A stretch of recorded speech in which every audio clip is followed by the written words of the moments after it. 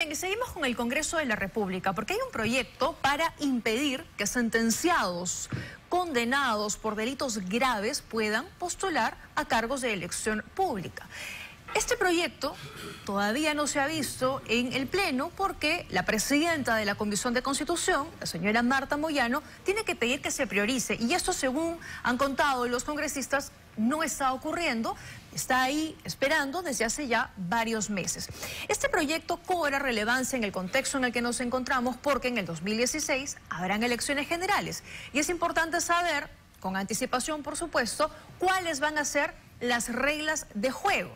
¿Quiénes van a poder postular, sobre todo ahora que tenemos más de 20 partidos que tienen intenciones de alcanzar la presidencia o agarrar alguna curul?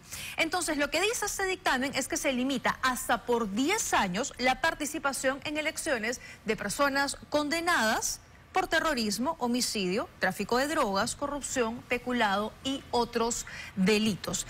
Vamos a conversar con el expresidente del Tribunal Constitucional, Ernesto Blume, que nos acompaña ya esta noche en estudios. Gracias por estar aquí, bienvenido. Gracias por la invitación, muy amable. El proyecto dice que tiene como objetivo garantizar la calidad de los postulantes. Ante la igualdad, esta igualdad ante la ley entre personas que han sido sentenciadas, ¿no va en contra del interés público? Mire, lo que ocurre es que los derechos señalados o consagrados en la Constitución no son derechos absolutos. Esos derechos tienen como primera limitación el respeto a los derechos de los demás. Y también tienen como una segunda limitación el interés público cuando las circunstancias ameritan establecer topes o limitaciones. Entonces, este proyecto lo que está haciendo es establecer impedimentos para la elección y para el ejercicio de la función pública, o sea, en dos sentidos. A las personas que tienen condena en primera instancia por delito doloso y a las personas que han sido condenadas con sentencia firme por los delitos que usted ha mencionado: terrorismo, apología y terrorismo, tráfico de drogas, delitos contra los poderes del Estado, delitos contra la seguridad nacional, etcétera, y luego una serie de modalidades adicionales como por ejemplo rebelión, sedición, motín, y yo creo que es saludable. Ahora, aquí hay una situación de índole constitucional porque el Tribunal Constitucional en una de sus sentencias estableció que cuando ya se había producido la rehabilitación, que es el perdón, el perdón que le da la sociedad a quien delinquió, esas personas... El cambio de conducta de una persona cuando sale de la cárcel. Y de hecho, claro, el TC falló a favor de personas y dijo, si está rehabilitado, recupera el ejercicio pleno de sus derechos y no tendría que haber ningún impedimento. Y yo discrepé cuando esta sentencia fue publicada y lo hice con todo respeto a los señores magistrados, a quienes aprecio y considero personas que están cumpliendo una gran labor, pero dije, se han ido a un extremo teóricamente impecable, ¿no? O sea, la rehabilitación... Es lo que debería ocurrir. Claro, porque se supone que cuando una persona está procesada y condenada y pasa por digamos, la prisión, el aislamiento, etcétera, sale rehabilitada. De acuerdo. Pero ¿qué ocurre? Hay ilícitos penales en donde el bien jurídico protegido es la subsistencia misma del sistema constitucional. Y son delitos que han ido contra el núcleo del Estado constitucional.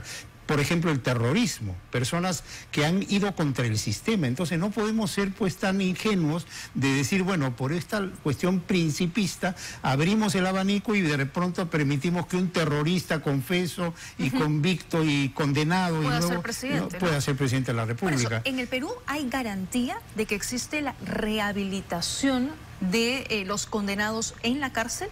¿De que salen con un cambio de mentalidad? O sea, porque el TC lo que nos está diciendo es eso. Lamentablemente no hay, y además el propio TC, en una sentencia que se dictó en la época en que yo estuve en el tribunal, declaró un estado de cosas inconstitucional el hacinamiento en los penales.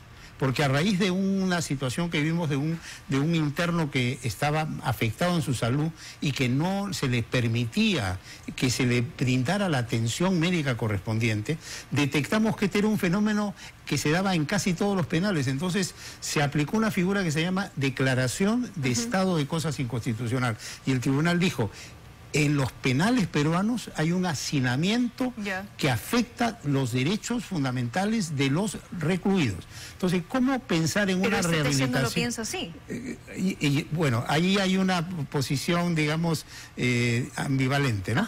Pero lo cierto es de que, ¿cómo pensamos en una rehabilitación si tenemos un sistema penitenciario que no garantiza que esa persona se haya recuperado y esté al 100% garantizada en su reinserción a la sociedad? De acuerdo. Frente a eso, no podemos correr el riesgo y de repente llevar a la presidencia o a un cargo de importancia a una persona que está contra el sistema, que va a ser una especie de caballo de Troya que entra al sistema constitucional y luego pretende que el sistema implosione, como ya ha ocurrido. Porque mire, en el caso de Perú Libre, el Jurado Nacional de Elecciones hizo muy mal en reconocer ese partido, porque ese partido presentó un plan de gobierno que iba contra el sistema constitucional. Y sin embargo, el señor Salas y compañía lo aprobaron y lo viabilizaron. Y se permitió que postulara. Es que todo eso se tiene que corregir. Pero por eso, si se aprueba este proyecto, ¿podría ser declarado inconstitucional? Alguien que cumplió ya condena puede decir, puede garantizar que se rehabilitó, que cambió y que quiere postular. Quedará siempre abierto el camino si esa persona, digamos, que ha sido condenada y que ha sido rehabilitada, puede ir a un juez constitucional. Tomando en cuenta el fallo, ¿no? Reciente del TC. Claro, tomando en cuenta, y ahí seguramente ese expediente llegará al Tribunal Constitucional y el Tribunal Constitucional tendrá oportunidad de reconsiderar. Pero de todas maneras, yo creo que si ya es una reforma constitucional, que es lo que se está persiguiendo, el tribunal no va a poder ir contra un mandato expreso e inequívoco, contenido en el propio texto constitucional, porque el tribunal es el guardián de la constitucionalidad y garante de la Constitución. Entonces, si la Constitución le dice al tribunal: hay una excepción a la igualdad cuando se trata de condenados por estos delitos que no pueden participar en tales funciones públicas ni ser electos, es evidente que el tribunal, frente a esa reforma constitucional, no va a poder ir con una interpretación contra la propia Constitución que él debe defender. Claro. Y por lo tanto ahí ya no tendría salida el tribunal y tendría que aceptar que eso es constitucional. De acuerdo, porque hay intenciones de algunos candidatos. Por ejemplo, el señor Antauro Humala, ¿no?, que ha sido condenado por homicidio simple, con dolo, secuestro agravado, daños agravados, sustracción, arrebato de arma de fuego y rebelión. De aprobarse esa ley, quedaría impedido de postular a las elecciones. Así es, ¿no? Y bueno, y yo con toda la consideración que me pueda merecer la persona, pero lo que dice esa persona, a mí me causa una extrañeza tremenda, porque sale muy suelto de huesos en la televisión y dice: yo a estas personas las voy a liquidar, estos señores van a ser exterminados. O sea, piensa que estamos en el nacionalsocialismo nazi, ¿no? O sea, no pasó la Segunda Guerra Mundial, no se construyó toda una inteligencia para crear mecanismos de protección del ser humano más allá del Estado. Este señor está a los inicios del siglo XX. Ahora, no sería el único, ¿no?, de aprobarse esa ley que podría quedar fuera de carrera, porque el señor Vizcarra, por ejemplo, está acusado por peculado. El juicio va a comenzar ya muy pronto, y de ser condenado también podría quedar fuera de carrera. Y yo creo, ¿no?, que estos personajes, pues, que han delinquido, porque ellos en acto propio incurrieron en infracciones penales, no pueden, pues, pretender llegar a ejercer un cargo en representación del pueblo y gobernar un país. O sea, yo creo que eso es una cosa de consideración elemental. ¿Por qué no se incluye, por ejemplo, corrupción, lavado de activos, que ahí también tenemos varios políticos investigados, ¿no? Sí, claro. ¿Debería incluirse también en esta lista? Bueno, acá se incluye por delito doloso. ¿Ya? Entonces, ahí estarían incluidos también. De acuerdo. En la primera parte. Ajá, muy bien. De la modificación usted debe haber leído el 34A y el 39A. Están incluidos. Así es. Y delitos por organización criminal, que ahora la Fiscalía pues arma siempre, Sí, pues, organizaciones criminales también deberían estar incluidos. Mire, todo delito, todo condenado en primera instancia por delito doloso está impedido. Ajá. Y delito doloso es aquel que se ha hecho con intencionalidad. Todos estos delitos que usted me menciona son delitos que implican una perpetración con voluntad afirmativa del sujeto activo del delito, hablando en lenguaje difícil. Es decir, que el que comete el delito lo hace con la intención de infringir la ley penal.